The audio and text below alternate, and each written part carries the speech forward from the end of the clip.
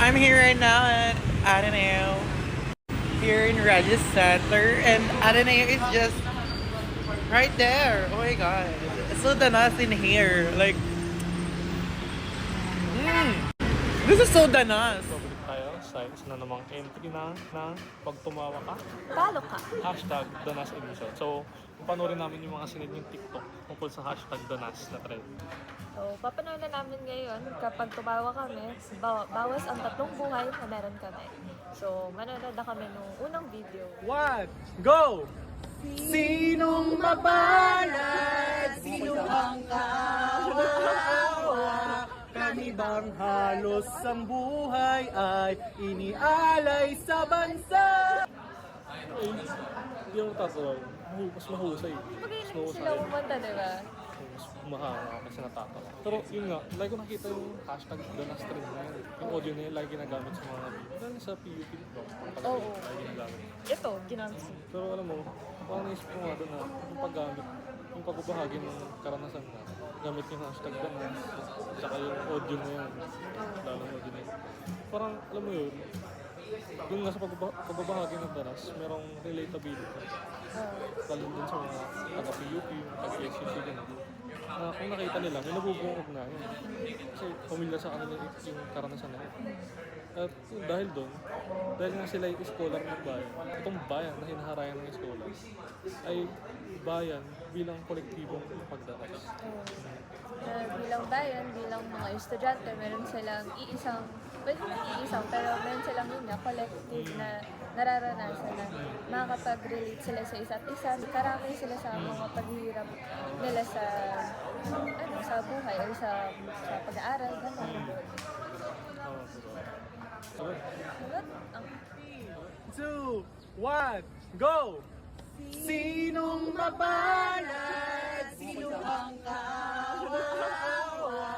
Kami bang halos ang buhay ay... Ako tumatawa. Hindi ako tumatawa. Bakit ako matatawa dito, di ba? Pero sa bagay, hindi ko alam kung matutuwa ako o mahulong. Kasi totoo yan. Balakit talaga yan sa...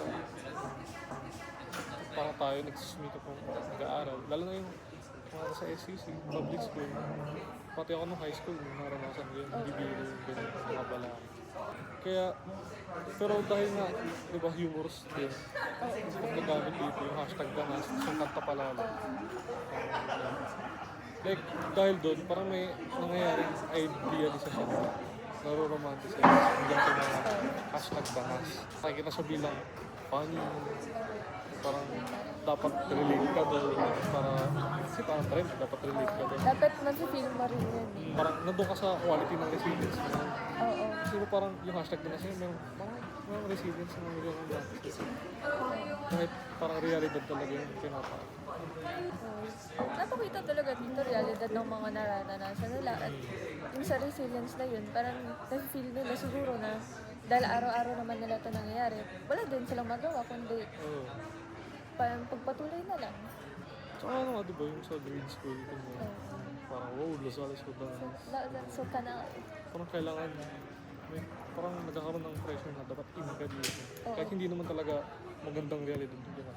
parang dun mo talaga naging trend talaga siya. So last. 3, 2, 1, go! Sinong mabalad? Sino ang kawawa? Hindi na talaga nakakatawa. Yan ang awa na lang. Gusto mo na nga lang mag-enroll ng units. Kalapit mo lang ng mga estudyante, tapos kalapit mo pa yung bagyo. Totoo.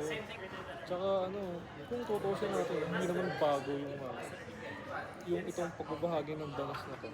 Oh. Kasi nakikita natin ka sa politikang curriculum yan.